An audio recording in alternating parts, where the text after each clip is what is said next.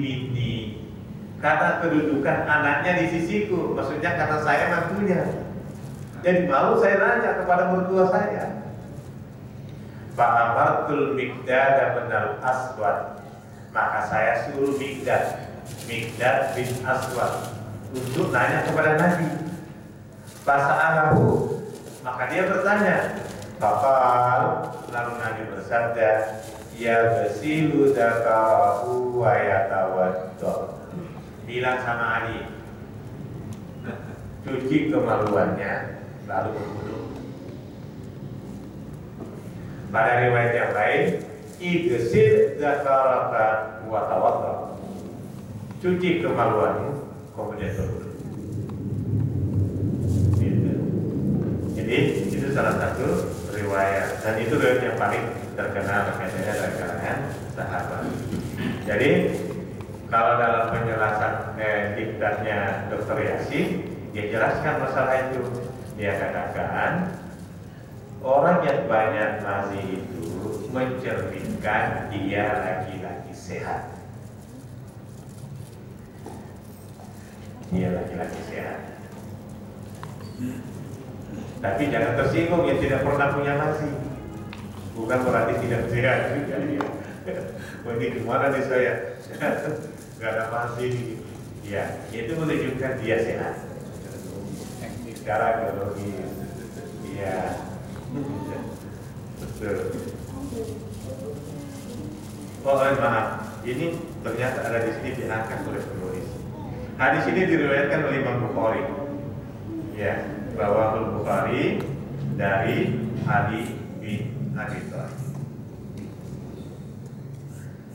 Berikutnya, Ustaz, mandi bukan najis. mazi itu najis. Mani. Oh, nah ada nanti bagian ke-9 mani. Nah, ya.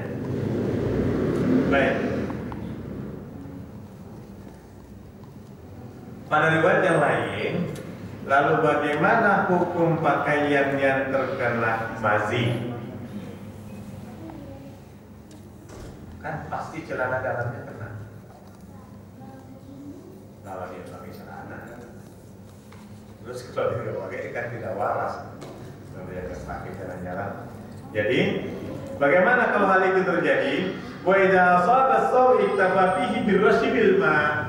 Kalau kena pakaian, maka cukuplah dia birrashibil ma. Nah, dibersihkan air lalu kemudian dibersihkan mazinya. Bersihkan mazinya, lalu kemudian dibersihkan air, dicuci. Gak usah dicari sabun, gak usah cari ini, yang standar saja. Ya, itu kata Sayyid Sabi. Lianna hatihi najasatu yaqul ihtiradu anha li kathrati ma yusibu siyabi syababil an. Karena mazi itu hukumnya najis, tapi sulit menghindarinya. Khususnya kepada pemuda yang sehat itu banyak sekali dia kena mazi. Maka itu sebabnya cukup dibersihkan yang terkena mazi itu. Setelah itu setelah berserah diri kepada Allah itu nggak bisa dihindari, pakai lagi. Ya, pakai lagi pakaiannya. Nah itu jadi emang kalau orang pasti hampir sama dengan penyakit yang namanya sulusul baul. Sulusul baul itu apa? Yaitu orang yang gini, dia biasanya kalau orang sudah agak umur ya, bukan pikul, itu orang tua yang nggak bisa nahan kencingnya, terus aja apa namanya tuh? Geser. Iya, geser itu tuh. Nah, kalau dalam masalah namanya sulusul baul. Nah, bagaimana dengan orang yang begini? Ini habis berwudu, udah dia berwudu, belum takbiratul ihram keluar lagi. Atau baru takbiratul ihram, Allahu Akbar. Ya, bocor di bawah. Ini gimana? Ini penyakit. Ya, maka orang yang begini, yang paling penting ialah sebelum dia takbiratul ihram, dia berwudu, dia bersuci dulu, bersihkan badannya, pakaiannya dari najis. Lalu berwudu, Setelah itu dia mungkin habis sajadah menghadap kiblat, dia takbiratul ihram. Allahu Akbar. Lagi baca Al-Fatihah. Alhamdulillahirabbil alamin. Di bawah alhamdulillah juga. Iya. Ini gimana? Apa dibatalin sholatnya? Enggak usah. Teruskan saja. Karena itu penyakit. Kecuali kalau itu keluar sebelum takbiratul ihram, dia harus bersuci, dia harus wudhu. Oh sekarang ada pampers ya, ganti pampersnya kata Bapak. Iya. Jadi selama keluarnya itu belum takbiratul ihram, dia harus bersuci, dia harus wudhu. Tapi apabila keluarnya itu setelah takbiratul ihram, teruskan saja sholatnya sampai selesai, sampai dia salam. Adapun tadi yang keluar itu, insya Allah itu dimaafkan oleh Allah. Allah yang ngasih dia penyakit, Allah juga yang ngasih dia kewajiban. Masalahkan saja kepada Allah. Jadi ijtihad dari ulama, setelah takbiratul ihram lanjutkan saja, jangan dibatalkan. Karena kalau dibatalkan, kapan sholatnya? Iya, anggaplah dia sholat kira-kira 10 menit. Nah ini keluarnya setiap 3 menit. Bisa ketika sedang sholat 2 kali. Sudah biarin aja. Iya. Itu saya pernah ketemu dengan orang tua ikhwan kita seperti itu ya, dia sakit lah ya. Bapak dari rumah sakit, dan sehat, dan ngobrol, apa segala. Nah dia mau sholat. Ini gimana nih ayah, ini begini. Jadi rupanya setiap begitu keluar, setiap begitu keluar. Akhirnya dia nggak sholat. Iya. Karena dia najis, kata dia, bagaimana saya sholat? Jadi saya bilang, cukup ketika itu dia bersuci, dia berwudu sebelum takbiratul ihram. Dia tidak keluar takbiratul ihram cepat. Setelah itu, setelah takbiratul ihram ternyata masih keluar, pasrahkan kepada Allah, lanjutkan saja sholatnya ini. Karena kalau begitu tidak akan pernah berhenti, atau tidak akan pernah sholat. Karena ini terus namanya penyakit. Demikian pula penyakit lain. Ya. Termasuk yang buang air ini kan, terus menerus seperti itu. Ya, tidak ada berhentinya. Jadi banyak kan. Ya kan. Pakai kantong itu ngalir terus. Ya. Saya datang. Iya, teruskan aja. Iya. Mengalir terus itu. Kata Bapak, punya pampers katanya yang bisa muat 2 kilo.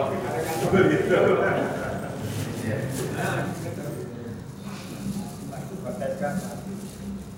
Nah kita lanjutkan biar selesai urusan najisnya.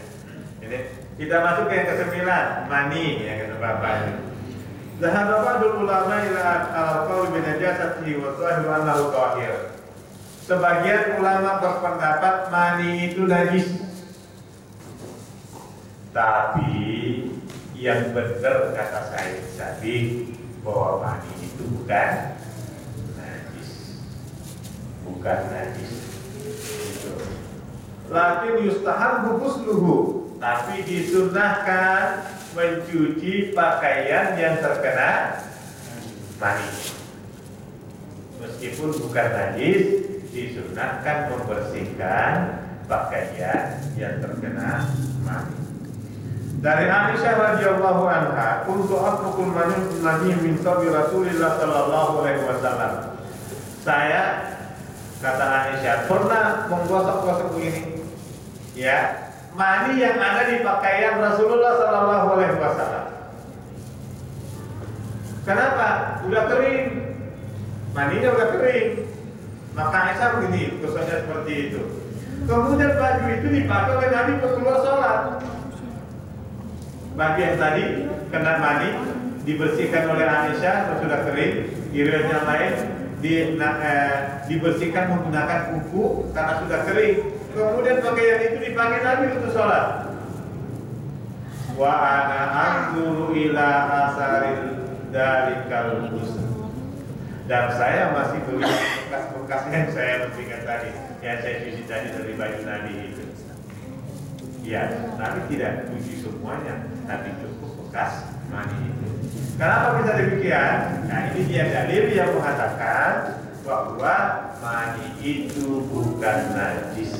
Karena kalau mani itu najis, mestilah pakaian Nabi itu dicuci.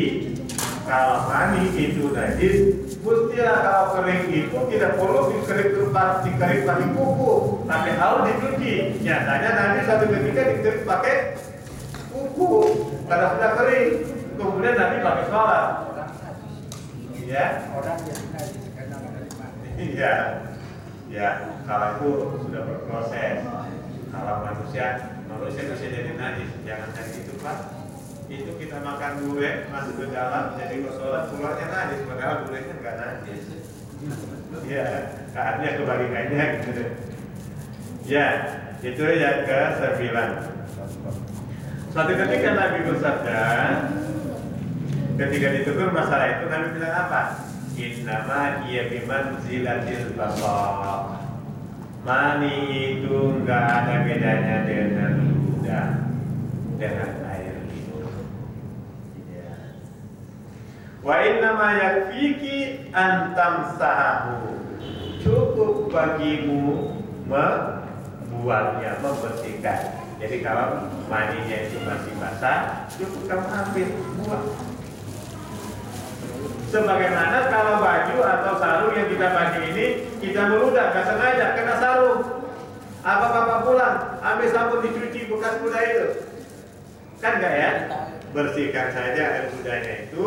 Demikian pula Nabi tadi mengatakan mani kami itu sesungguhnya mani itu hanya bagaikan air ludah. Itu hadis riwayat Ad-Daraqutni wal Baihaqi wal Tahawi wal hadis kaditsir fi rafi wa waqfi. Hadis ini tapinya ada yang mengatakan marfu, ada yang mengatakan mauqu. Apa maksudnya kalau hadis marfu, mauqu? Ya. Jadi kalau marfu sampai Nabi, kalau mauqu sampai sahabat Nabi. Oh, ini hadis marfu sampai pada Nabi. Ini hadis mauquf sampai pada sahabat Nabi. Itu. Berikutnya, baul waraus malayu kalulahmu. Bagaimana air seni, hukum air seni hewan yang ini udah ada. Bagaimana hukum air seni hewan yang tidak dimakan dagingnya, maksudnya haram dimakan dagingnya. Dia kencingnya dan kotorannya itu gimana hukumnya? Wa huma najisani. Ya, kencing dan kotoran hewan yang tidak dimakan dagingnya itu, yang haram dimakan dagingnya, itu hukumnya najis. Jadi kalau ada babi kencing, sesungguhnya kencing babi itu najis. Ya. Kucing enggak, kan udah lewat. Apa kata Nabi kalau kucing? Innama huwa minat tawafin wa tawafati alaikum. Nabi ditanya, Rasulullah gimana hukum kucing? Nabi enggak bilang haram, Nabi enggak bilang halal. Nabi hanya bilang, sesungguhnya kucing itu adalah hewan jinak yang suka muter-muter di antara kamu. Ya, Tapi baunya nggak enak banget. tergantung yang suka kucing. Udah nyatu dia dengan bau kucing gitu. Nah, kemudian bagaimana sisa minum air kucing? Seumpama ini jeruk, ada kucing diminum. Bekas kucing. Seluruh ulama sepakat bahwa itu haram, tidak najis. Kalau saya inilah, kalau di rumah biasanya ada santan. Iya, santan. Kucing datang seneng banget kucing itu. Diminum gimana hukumnya? Gak usah dibuang, gak usah ditumpahin santannya itu. Dipakai aja karena sesungguhnya kucing itu tidaklah najis. Ya. Memang kita kadang-kadang agak kritis. Tapi kan kadang-kadang kucing itu makan tikus, makan ini segala macam. Ya kalau itu semuanya juga sama. Jangankan itu Pak, ikan yang sudah pasti haram, kadang-kadang makan yang haram. Apa coba? Ya kotoran manusia dimakan ikan. Apakah karena itu sehingga ikan itu jadi haram? Kan tidak kan? Ya. Ayam juga sama. Iya. Ikan seterusnya. Baik Bapak, kalau sudah masuk Isya, mudah-mudahan nanti kita bisa kembangkan setelah sholat Isya dari pertanyaannya sedikit Ustaz. Itu apa namanya? Kotoran yang tadi di dalam ikan itu kotoran ikan. Ikan apa nih kok saya dalam bayang? Ya. pokoknya ikan itu lah. Kotoran ikan itu halal. Bukan air, ya bukan air. Bukan bisa. Ayam bisa. Allahu Akbar,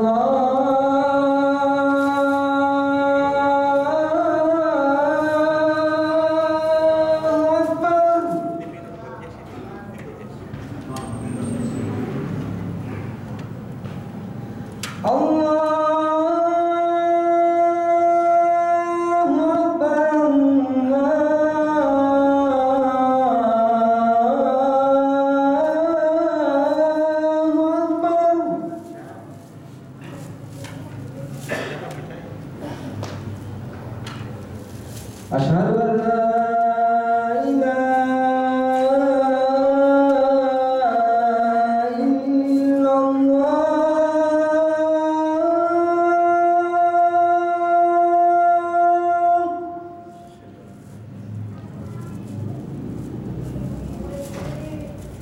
Asyhadu an la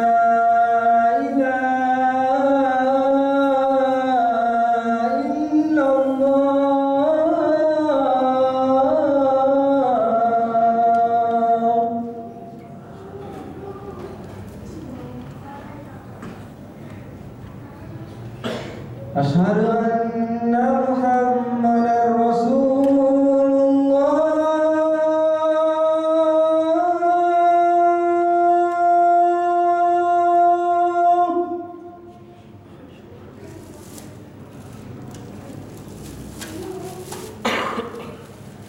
Asyhadu anna Muhammadar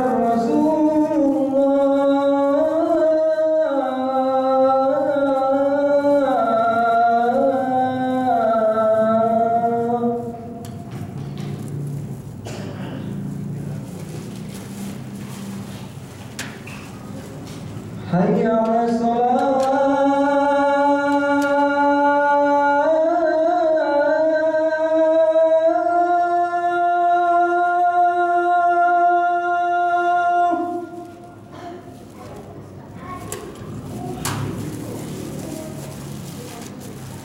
Hayya 'alas salat.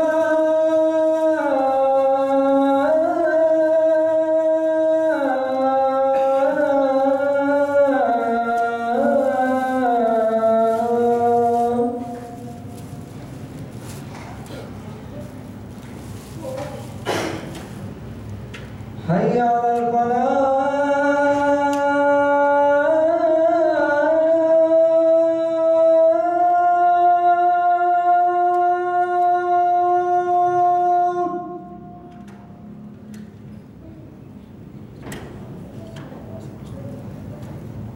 Hayya 'alal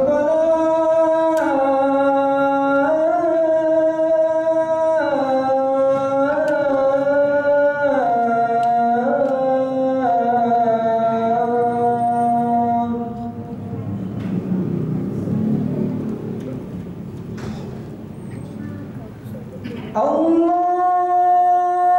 Akbar,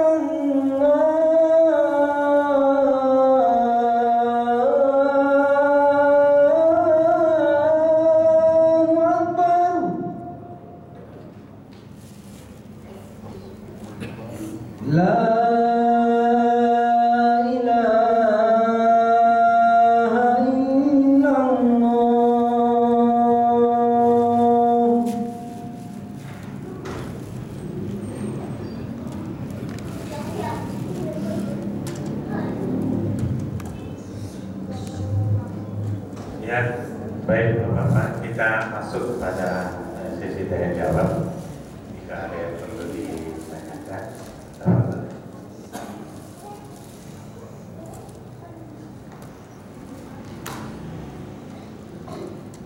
ada pertanyaan? Persoalan seperti tadi masalah najis, begitu rinci Islam itu menjelaskan.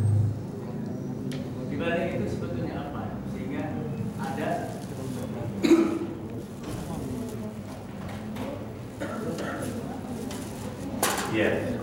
ya betul, dalam persoalan najis, persoalan bersuci itu dalam Islam sangat diperhatikan. Luar biasa ya, begitu banyak ayat hadis yang berusaha masalah itu, bahkan sampai ulama nulis kitab sampai berjilid-jilid ya kaitannya dengan masalah bersuci. Sebenarnya ada apa? Karena Allah itu suci,